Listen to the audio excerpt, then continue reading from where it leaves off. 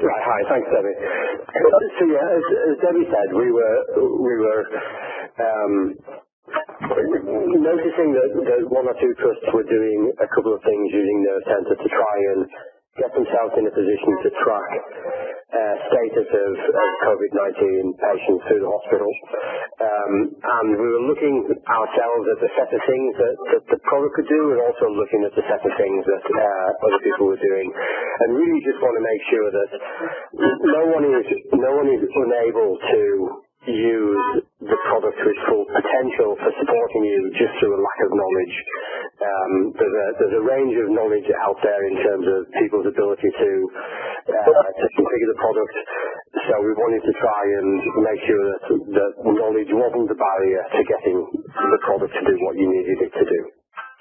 That's the main part of this, really. Slides move forward. So mainly we're trying to work out what all the good ideas are and how people are using it, and just make sure that everyone is able to do that. This might be a one-off webinar if nobody wants any follow-up. If people think that this is a good idea and that there are other things that can be shared, we're more than happy to do more of these. If people want help with specifics as to how to achieve certain things, then we can either do that individual to individual, or we can do it on webinars, where we get on webinars and talk to people about how to configure certain things. We really don't know what the impact on us is going to be, really. Whether, if 2 or 3 people want to support, that's great. If it turns out to be 40 trusts wanting to do the same thing at the same time, then we'll find ways to help you, and we're really keen to try and do that. All software licensing will be available for everybody during this period. So any feature, it's very difficult for us to go around upgrading you, of course. That takes time and it takes planning. But just making software licenses available is fairly easy for us to do. So that's our commitment right off the start. There's nobody that won't be able to do something immediately because of licensing. So if you have any license restrictions that are preventing you doing something that you think will help, just raise a support case. We'll change the license immediately, and you can use that for the coming period. Let's call it 6 months. We don't know what that period is going to be, do we? But certainly throughout this crisis period, we will help you in that way. We can provide simple how-to guides and so on. So really, the crux of this is to figure out all of the ways that you can use the technology to help. Make sure you're armed and able to use the technology to help you in that way, with knowledge and with how-to guides and so on, and make sure there's no artificial barriers in there to preventing it. So that's the goal. We don't have a full set of things, reasons, of course, as to what the product can do to help. You guys are in much better positions than we are to do that. One of the things I'm going to focus on here is just the use of clinical notes, lists, live flow to create dashboards. A big thanks to Jeremy and the people at NUH, because they'd already done this work, so we stole their screenshots for how they've got it configured. So big thanks to those guys. Because of course, most of the people on this call could probably create a clinical note, but it's understanding what are the useful data to create, what's the useful data to capture, and how to go about doing it. So hopefully, by showing you examples that people are using, it's some of the delay out of getting this into a production environment. So I'm going to go through in some detail just how to go about configuring some dashboards and these slides when you see them, and we're happy to distribute the slides as well as the video of this WebEx. You'll see that it provides a nice, easy guide to go about configuring the whole process. I appreciate some of you are big users of Nervecentre and some are small users of Nervecentre. So for those customers of Nervecentre that just use us for very small features such as hospital at night, the same applies really. If you want to start using some of the features that you're not used to using, we are absolutely more than happy for you to do that without any cost. It's hard for us to step up and do lots of work at short notice. It's probably not hard if we do it with one or two trusts, but it'll be hard if there's lots of trusts who want us to do that. But from a licensing perspective and a feature perspective, if I'm showing you things in Nervecentre that you don't currently use, there's no reason why we would prevent you from exploiting that at this time.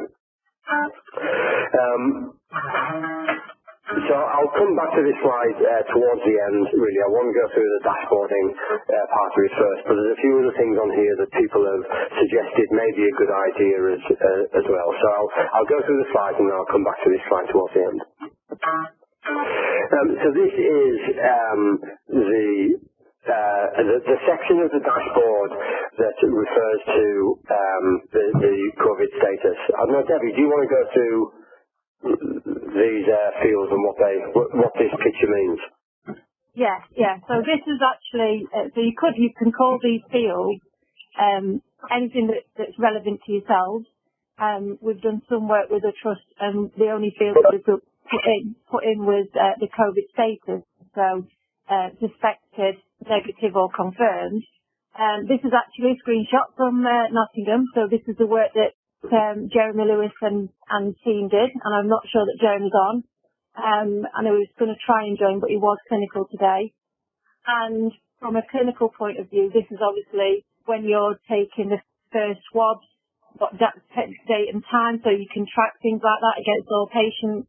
You can default these fields on admission, so Paul will go into the config about that, but you can default fields to being required. So first COVID swab required could be a status on all patients on admission. So you put the date when you did the first swab, you put the, again for the second swab, it can be defaulted to second COVID swab required, and then when you get it back, you can obviously update it with negative, positive.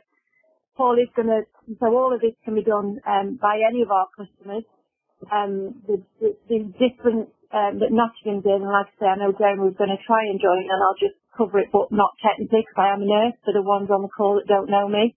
At Nottingham, the COVID status field is being updated automatically from the lab by the tie, but that doesn't mean that that's the only way to achieve this, because we have done things in Leicester, where, and I know we've got some guests from Leicester on, where we've just got the infection control alert saying suspected or confirmed. So you can do it multiple ways. This is one way to do it. Thanks. So this is obviously a vertical section within a patient list, and for those of you who perhaps don't recognise it, so obviously I'm not showing all of the patient names and all of you the data. So the key to creating this is to create these 5 fields, and again, you can decide amongst yourselves in your local trusts whether you want them to be called this, whether you want these 5, whether you want a different 5. Sometimes the decision making around that can be the hardest part of it, really. So we just go with what NUH has showed here as a good example. So the first thing to do is to create those clinical notes. So this section of the screen is from the administration screen for administering clinical notes, and you can see that NUH have created 5 clinical notes there, which are the ones that you saw on the previous screen, and you can see what type of notes they are. So the first one is a select, and the first COVID swab takes values of required, not required, taken, negative and positive, and then the swab date is a date and time. Second COVID swab is similar to the first, and again the second COVID swab date and time, and then COVID status, which has values of not suspected, suspected, negative and positive. as Debbie said, in NUH they've actually taken a microbiology result at the tie and created a HL7 message into Nervecentre that drives the positive status of this.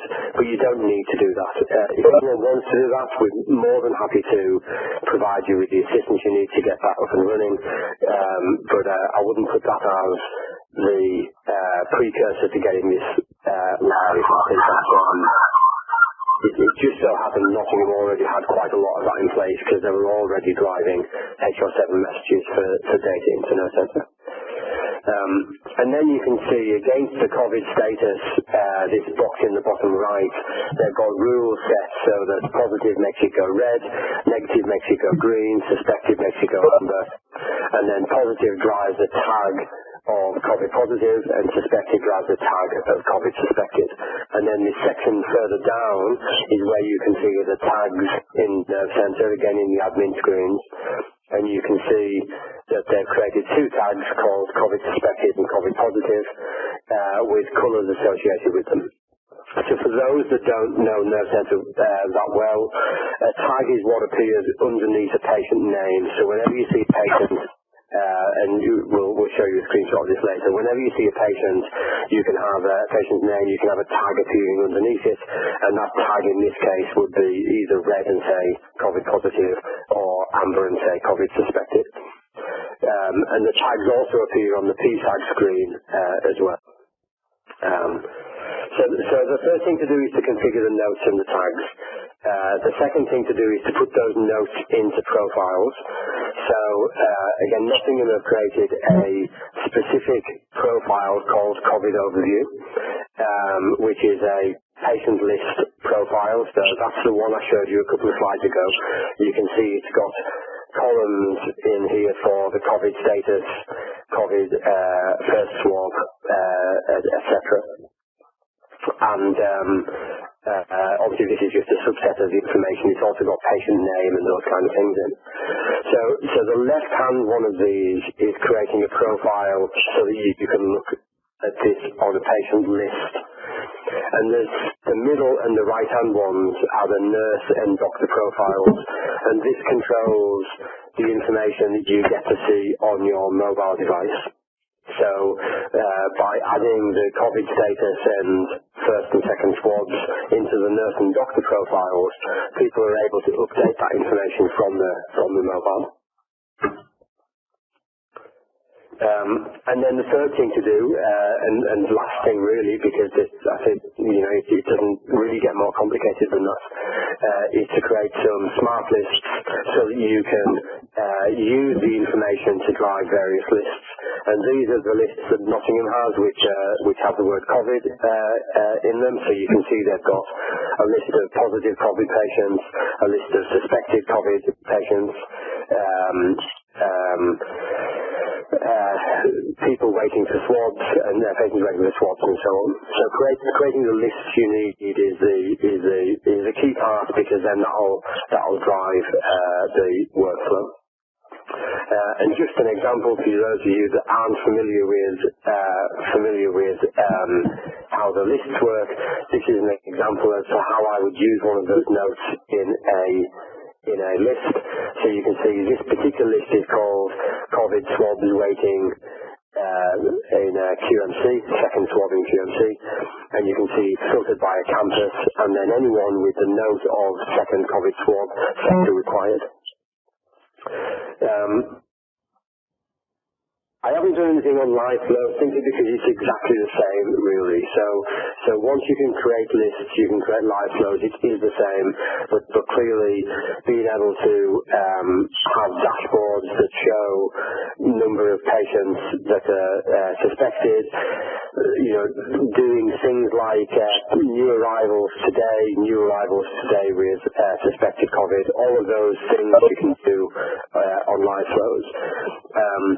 If if anyone does any good live flows, because I know quite a few of you are quite good at creating live flows, please do share them with us, and we will add them to the slide pack, and we will send them out to people so that people get good ideas. We find that 90% of the problem sometimes is visualizing what you're trying to get the dashboard to look like. The technical part of creating it isn't that hard, but having a good understanding of what you're trying to show sometimes can be. So if anyone's done a good job of creating something that they think is really helpful, then please do share it, and we'll help to share that across everybody. I'm going to do one this afternoon, Paul. Jeremy, I was a bit late joining, sorry. Cool, no, it's brilliant. Thanks, Jeremy. We've realised that we just need to bite the bullet and do it. Thanks, Jeremy. We've just been using your work that you've missed as an example. I know, I could see. I was so proud. Good. We didn't give credit before you came on. I was talking like half an hour. It's super quick. It really doesn't take that long. A couple more things here. So I'm moving on to some slightly different topics now, and then I'm going to go back to that list at the start and talk more generically. This is something, so unfortunately I think this requires a slightly later version of Nervecentre. I don't know what version you're all on. I can't remember when we introduced this, but at some point we introduced the ability to create smart lists that use side rooms. So if you've got a version of software that does that, then you can create lists of all of the patients in side rooms, and that's just as simple as it says there. You just choose the bed area type and choose side room. And that's version 5.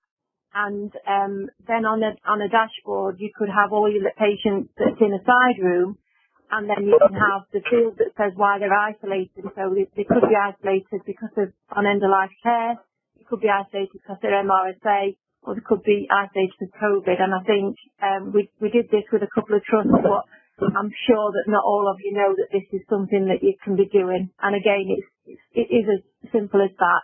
Sorry, Paul, I can't help myself.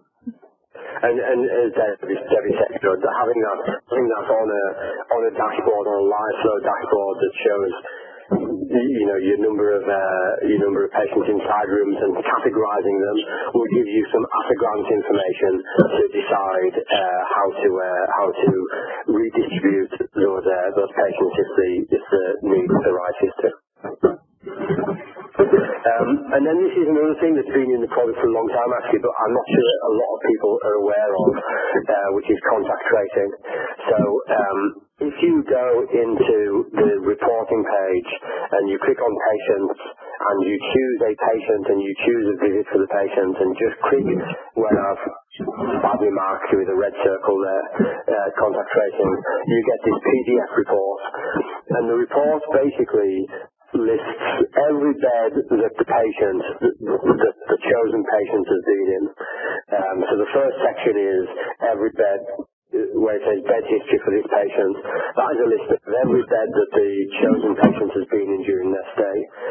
And then for each of those beds that the patient's been in, it looks to see what patients were in the same ward at the same time as that patient, and it lists every single patient that's been in the same ward. So it doesn't do it at the side room level, it is literally just ward level in terms of this report, but it gives you something to go from. I'm sure you'll have to go through and manually filter some things out in there, but at least it's a list to go from to start any subsequent swabbing that you might need to do. So I'm just going to go back to this list now and just walk through this list and say what our thoughts are on how these can be used, and then I'll hand over to Debbie to coordinate any questions. So I've covered the first two on there. Now, hospital at night is if there's I guess this is perhaps planning for the extreme, and I think planning for the extreme is probably the requirement of the day, really. But given that the goal of hospital at night is to manage a hospital when the work is significantly high for the number of resources available to do it. and hospital at night works really well. There's a skeleton workforce and a vast amount of work. The thought is that if daytime turns into that kind of ratio, where you're either under-resourced as a hospital or the volume of work has gone up as a hospital, then having something like hospital at night as a way for nurses to request work that is then managed by a team that's going around doing that work may be something that you want to do. It's probably not a zero work thing to do, and that there'll be some thoughts needed into what those tasks are that you want nurses to raise during the day, and there'll be some thoughts on standard operating procedures. But I think we are quite happy to play that role of gathering up people's thoughts on that and helping to provide people step-by-step configurations so that they can achieve what they want to achieve through that. Again, as I said at the start, you can ignore any licensing restrictions that might be there in the product. If you want to use the product in this way, please feel free to do so, and we'll provide as much support as we can in giving you the tools to do that. Some of these things like that, I think, because they're maybe a little more complicated, we probably want to work with a trust who wants to do that first and then share that knowledge. It's very difficult for us to just decide how you should be using it like that and making that available, because we don't work in a hospital. We don't have the same thought processes sometimes. Photography has come up through. Well, Debbie, do you want to cover this one? Yeah, so the photography is an interesting one. So there's lots of things that trusts are taking advantage of using photography for. Simple things such as taking a picture of an ECG so that a doctor remotely can review a patient. You know, that's a benefit of photography. And clearly when resources are going to be restricted, it could be something that would help. The actual request that we've had for photography usage from a trust that does have the licence was around pharmacy technicians who need to go and check patients' drug charts on a daily basis. And instead of in areas where they're all in single side rooms or in ICU or places like that, instead of using all the PPE equipment and gowning up and everything, to just walk into a room to look at a paper chart, could the nurse not take a picture of the chart and send it over? So are we saying that you should? Absolutely not. Are we saying that you could? Absolutely. It does need to be clinically risk assessed. So our advice was, you know, do some on tests, take some pictures, check that it's clear enough, consider the, you know, as a nurse again, from my experience, the role of the pharmacist is to review to make sure the drugs are prescribed correctly. But the other thing is that they tend to write little notes on it, make modifications. So that process would need to be thought through. So we haven't got the full answer. We're just putting it out there as a suggestion of other things that you can do when it will help with the amount of materials you're using, if it's literally just to review some paper that's in a room. So you can debate whether it's a good or bad idea, but if you think if it's something that you want to pursue, again, like Paul said, reach out to us. Just one thing to sort of around that, Debbie. For those of you that have got two sites, we've actually found it quite useful at the weekends when there's only one pharmacy dispensing. We actually scan in drug cards and put them on a file share or fax them over so that the other pharmacy can dispense for them. That might be something that you need to think about if your pharmacy team gets depleted as the virus hits. Can I just ask a question? Sorry, it's Jackie Hood from Southend here. Where are these photographs held? They're just held on Nervecentre. So Nervecentre has for those of you who don't know about clinical photography in Nervecentre, if you're using your mobile camera and it uploads the photo into Nervecentre. So there's a bit of technical work required to enable it, because we can put a separate server in place. We don't necessarily need to. We'd have to assess your environment, but they're just held on Nervecentre. They're not held anywhere else. Thank you. And I'll take the next one, Paul, if that's okay. Mm-hmm. Yeah. So the next one, I can't see Jane on the call. So Jane Finn, I think from Gateshead, had suggested on Twitter the other day reaching out to just other customers about doing a COVID assessment. Has anyone done one yet? So I've personally reached out to a few CNIOs, just a handful, because I know you're all very busy. And what we're suggesting here is if there's a simple thing that you're doing as organisations, I have no idea. I'm not clinical while you've been doing COVID. I'm not clinical for 10 years. If there's like a set of questions that you're asking all patients, so have you travelled, have you done this, etc. If there's an assessment that you're currently doing, we would be happy to build one variant of it and then distribute it free to all customers to use. We don't want to do one for each one of you and go, well, I want this word changing and I want this flow. If we can agree, if there is such a thing as a COVID assessment that you're doing and I can have the information, we're happy to build that assessment in-house and then distribute it free to all customers to use. So that's what that one's for, guys. So if we've got ideas, we'll collect those and take that on. The next one, Paul, and then really it's just anything else, any other ideas you have really, whether it's referrals to cleaning teams. I don't know, you might have as Debbie said before about the photography, there's various paper that might just be driving your processes more difficult because of the side rooms and the infection risks, fluid balance, all the things. Everything is up for grabs.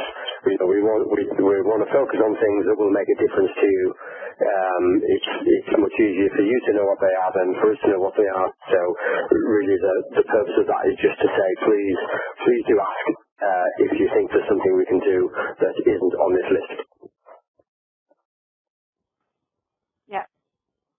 So if we can try, because I know these things can be quite chaotic. We're half an hour in, and I expected it to last half an hour. I can see if I can do one thing first before we go out to questions. That would be great. So I can see. So please listen. That we've got HCA, Luton, Blackpool, Gateshead, Leicester, Doncaster, Sherwood, East Sussex, Royal Cornwall, Southend, and NUH on the line. Have we got any other customers that I've missed? So I don't recognise everybody's name clearly. County Durham and Darlington's on as well. Lovely, thank you. Printed Alexandra in Essex. North West Anglia. Oh, I didn't get the last one, sorry. North West Anglia. Oh, thank you. Alderdale and Huddersfield. Perfect. So we will send it out to all customers anyway. I just wanted to get a view. So one at a time, if anybody's got anything they'd like to share. So we'll take the first question, and I don't want everybody to just go yes or no, is please let us know by responding if you think this is useful and if you think there's something more we can do. As Paul said, we will provide the video of the slides. We will share any live flows that we get sent in across our customers. So I hope people have found this useful and it's met what you expected it to be. A couple of yeses would be nice. Yes. Yeah, really good, Debbie. Well done. No, thank you. So has anybody got other ideas that you want to put out here now, or just want to send in so we can plan the next one?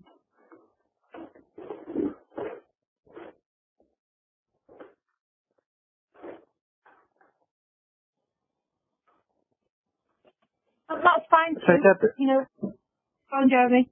So we did talk about yesterday about reducing the oxygen alert, but we've had some national input now that they've increased the oxygen supply 8 times, so I don't think we're going to be needing to change the oxygen alerts, but potentially as the situation progresses, that could be something we need to do.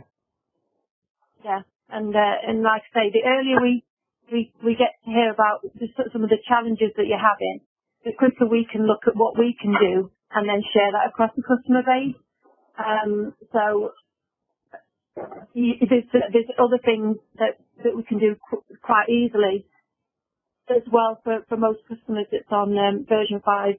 So as well as having live flow, so you can see at an operational level what your organisation's pressures are, we can also have that on people's mobile devices. So information that's important to me, Lee, or information that's important to me as the site manager, or information that's important to me as any other role in the organisation. So, like I say, we want to help as much as we can. We feel we're clinically led, and I think this is where we see as a supplier, anything that we can do to help you guys, let us know. I think that just goes to show how good you are as a supplier, because you've heard absolutely zero from anybody else.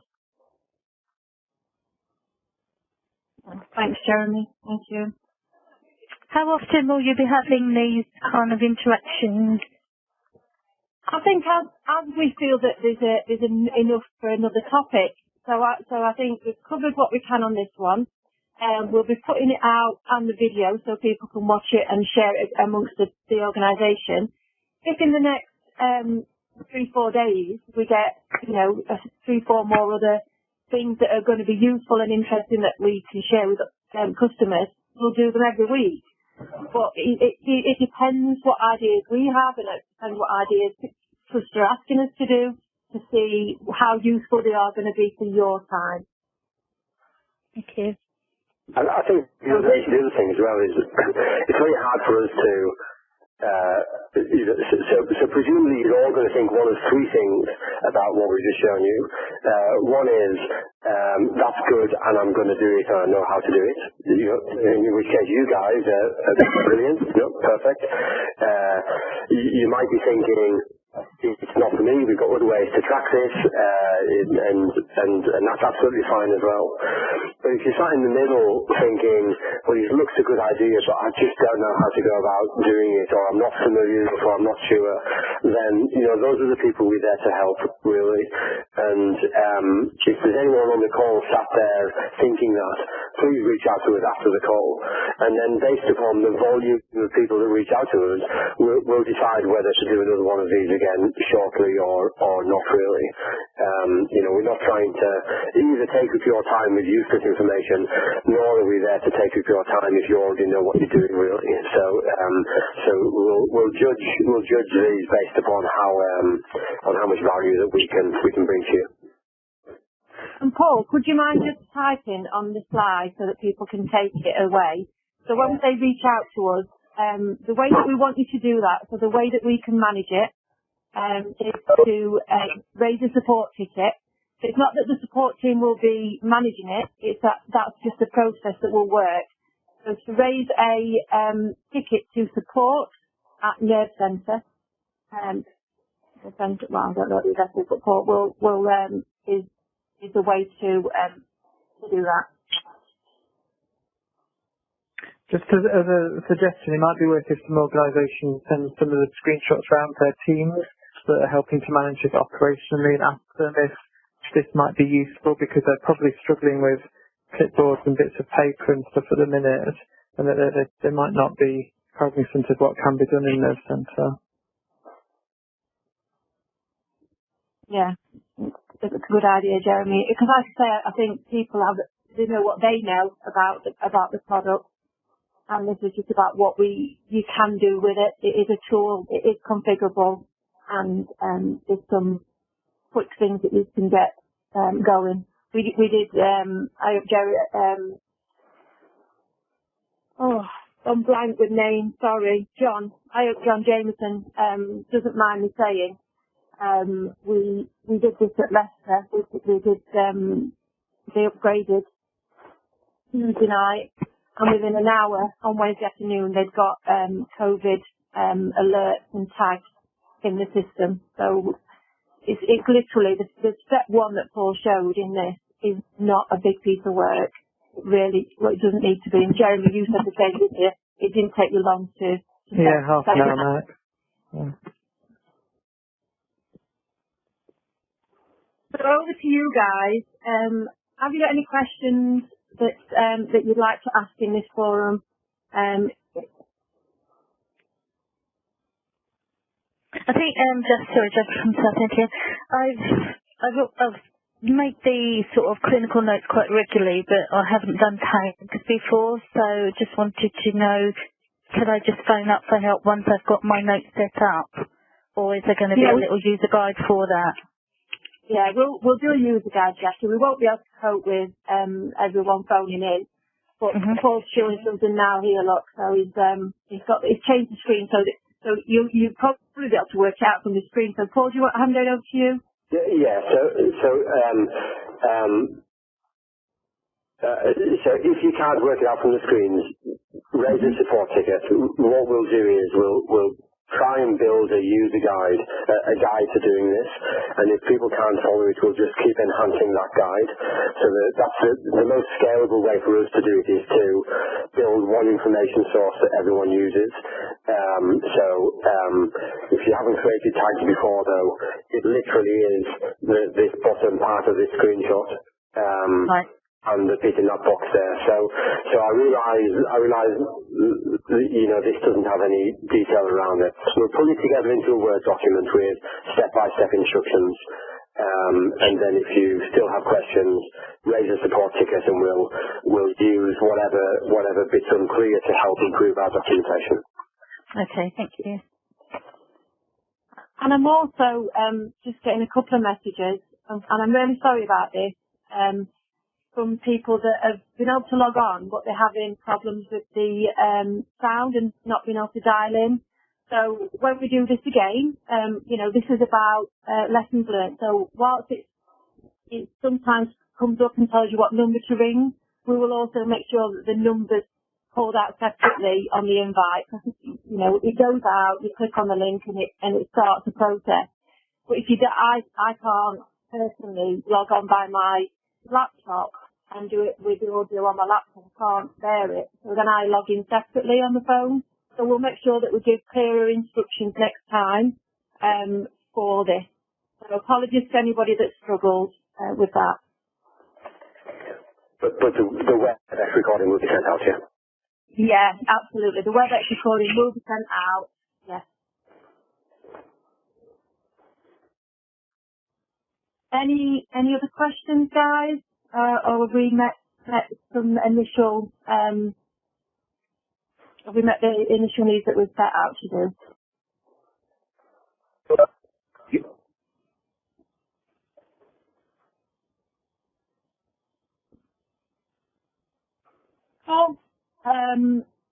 I've got Mason and Tunbridge Wells on as well, so yeah. Right, so I'm going to wrap up. We will be sending this recording out as soon as possible.